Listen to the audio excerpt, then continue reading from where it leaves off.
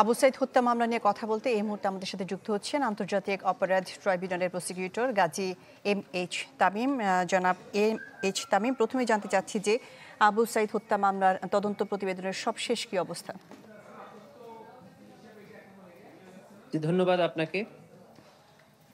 ইতিমধ্যে আপনাদের মাধ্যমে জাতি জেনে গিয়েছে যে আন্তর্জাতিক অপরাধ ট্রাইব্যুনালের তদন্ত সংস্থা দীর্ঘ ৬ মাস তদন্ত শেষে গত ২৪ জুন আবু সাইদ হত্যাকাণ্ডের তদন্ত প্রতিবেদন প্রসিকিউশনের হাতে জমা দিয়েছে।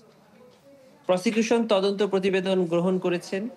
তদন্ত প্রতিবেদনের সাথে প্রাপ্ত সাক্ষীর জবানবন্দি এবং অন্যান্য ডকুমেন্টারি এভিডেন্স পর্যালোচনা করে প্রসিকিউশনের পক্ষ থেকে একটি ফরমাল চার্জ দাখিল করা হবে। ফরমাল চার্জ দাখিলের মাধ্যমেই আবু সাইদের মামলার প্রাথমিক বিচার কার্য শুরু হয়েছে বলে আপনারা বলতে পারেন। এটি আমাদের আইনের ২৯ বিধি মোতাবেক যে কোনো মামলা তদন্ত শেষে চিফ প্রসিকিউটর ফরমাল চার্জ দাখিলের মাধ্যমে ট্রাইব্যুনালের বিচার কাজ শুরু করেন। এবং আপনারা এটাও জেনে থাকবেন যে আন্তর্জাতিক অপরাধ ট্রাইব্যুনাল ২ ইতিমধ্যে গঠন করা হয়েছে এবং আমরা প্রসিকিউশনের পক্ষ থেকে আশা করছি যে আবু সাইদ যেহেতু এই জুলাই গণঅভ্যুত্থানের পাইনিয়র ছিল এবং তার নির্বিচারে হত্যার দৃশ্য সারা পৃথিবীকে জাগিয়ে তুলেছিল এই আন্দোলনে অংশগ্রহণের জন্য। এই আবু সাইদের হত্যার বিচারের মাধ্যমে আমরা ট্রাইব্যুনালের ২ এর যাত্রা শুরু করব রোববারে। এই বিষয়ে আরেকটি প্রশ্ন ছিল যে আবু সাইদের হত্যা মামলাটি কেন আন্তর্জাতিক অপরাধ ট্রাইব্যুনাল ১ এ না হয়ে ২ এ হচ্ছে?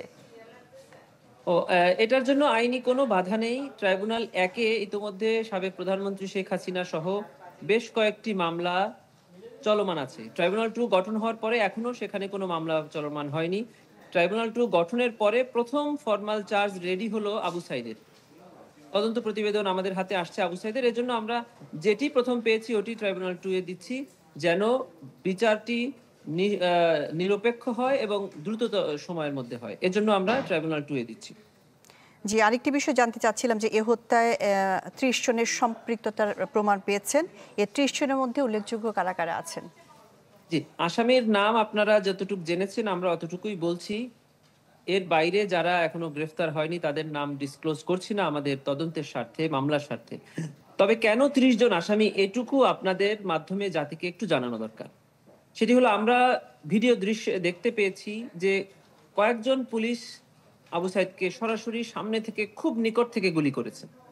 কিন্তু এই পুলিশকে কারা অর্ডার করলো, কারা তাদেরকে ইনসাইট করলো, কারা তাদেরকে অ্যাবেট করলো, তারা এখানে সুপিরিয়র কমান্ড রেসপন্সিবিলিটিতে আসামি হয়েছে।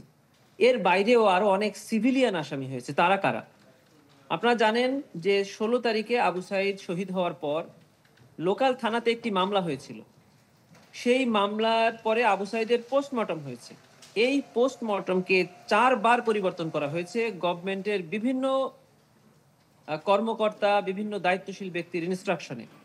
এরপরে আবু সাইদের হত্যাকাণ্ডকে ভিন্ন খাতে প্রবাহিত করার জন্য এখানে যারা আবু সাইদের সাথে সহকর্মী ছিল, সহযোদ্ধা ছিল, তাদেরকে আসামি করে মামলা করা হয়েছে। একজন মাইনর বাচ্চাকে কোর্টে সাক্ষ্য দেওয়ার জন্য বাধ্য করা হয়েছে। এই মামলা আবু সাইদ হত্যার পরে এই মামলাকে ভিন্ন খাতে প্রবাহিত করার জন্য নানান প্রচেষ্টা করা হয়েছে। তাদের সবাইকেই আমরা এখানে অ্যাকিউজড করেছি, যেটা আমাদের আইনের ভাষায় বলে আদার ইনহিউম্যান অ্যাক্ট। মানে স্বাভাবিক আইনে যে সকল অপরাধ, সেই অপরাধের বাইরেও যদি কোনো অমানবিক আচরণ করে, এগুলোই হলো অমানবিক আচরণ। যে তাকে হত্যা করা হয়েছে কিন্তু সেই হত্যাকে অন্য ভিন্ন খাতে প্রবাহিত করার জন্য মিথ্যা মামলা করা হলো, মিথ্যা সুরতহাল রিপোর্ট করা হলো, মিথ্যা পোস্টমর্টম রিপোর্ট করা হলো, মিথ্যা সাক্ষ্য দেওয়া হলো। এইভাবে বিচার কার্য পরিচালনা করার চেষ্টা করা হচ্ছিল। ৫ই আগস্ট যদি না হতো তাহলে কি হতো? ৫ই আগস্ট না হলে আজকে আবু সাইদের মৃত্যুর কারণে আবু সাইদের সহযোদ্ধারাই আসামি হয়ে তারা আদালতের কাঠগড়ায় দাঁড়াতে হতো। সে কারণেই এই আসামিদেরকে এখানে এই ৩০ জন আসামি বিরুদ্ধে আমরা প্রাথমিক তদন্ত প্রতিবেদন জমা দিচ্ছি। জি, আরেকটি বিষয় জানার ছিল যে আজকে বেগম রোকেয়ার সাবেক প্রক্টরকে আসামি করা হয়েছে এবং তার পক্ষে কিন্তু বেশ কিছু শিক্ষার্থী জড়ো হয়েছিলেন। এই বিষয়টি কি এই মামলার ক্ষেত্রে কোনো ধরনের প্রভাব ফেলবে কিনা?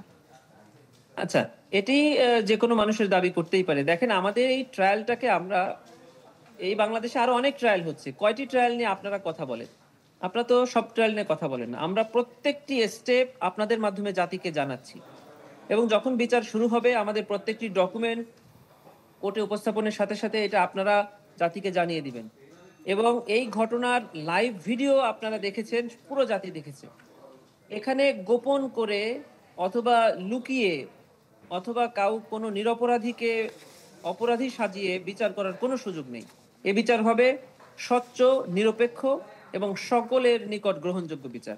অতএব যারা এখানে আপত্তি করছেন, আন্দোলন করছেন, তারা আমাদের কাছে যদি আসে আমরা দেখিয়ে দিব এবং আমরা আপনাদের মাধ্যমে দেখিয়ে দিব যে আমরা প্রত্যেকটি আসামির বিরুদ্ধে প্রাথমিক সত্যতা পেয়েই আমরা তদন্ত প্রতিবেদন গ্রহণ করেছি এবং ফরমাল চার্জ জমা দিচ্ছি। জি, আর গাজী যদি কেউ এর সাথে জড়িত না হন, তিনি বিচারে অংশগ্রহণ করবেন, তিনি তার পক্ষে কথা বলবেন, তারা খালাস হয়ে যাবে। আমরা একটি কথাও বলবো না তাদের বিপক্ষে, যদি তারা আমাদেরকে বা কোর্টকে স্যাটিসফাই করতে পারেন। আরেকটি বিষয় ছোট্ট করে জানতে চাচ্ছিলাম যে এই মামলাটি শেষ হতে আনুমানিক কত সময় লাগতে পারে?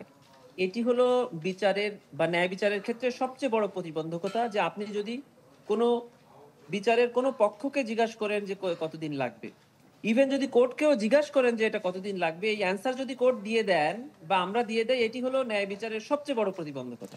জি, বিচারের জন্য ঠিক যতটুকু সময় লাগবে ততটুকু সময় আদালত নেবেন বলে আমরা আশা করছি। জি, গাজী এম.এইচ. তামিম, আমাদেরকে সময় দেওয়ার জন্য আপনাকে ধন্যবাদ। জুলাই আন্দোলনের প্রতীক আবু সাঈদ হত্যা মামলা নিয়ে কথা বলছিলেন আন্তর্জাতিক অপরাধ ট্রাইব্যুনালের প্রসিকিউটর গাজী এম.এইচ.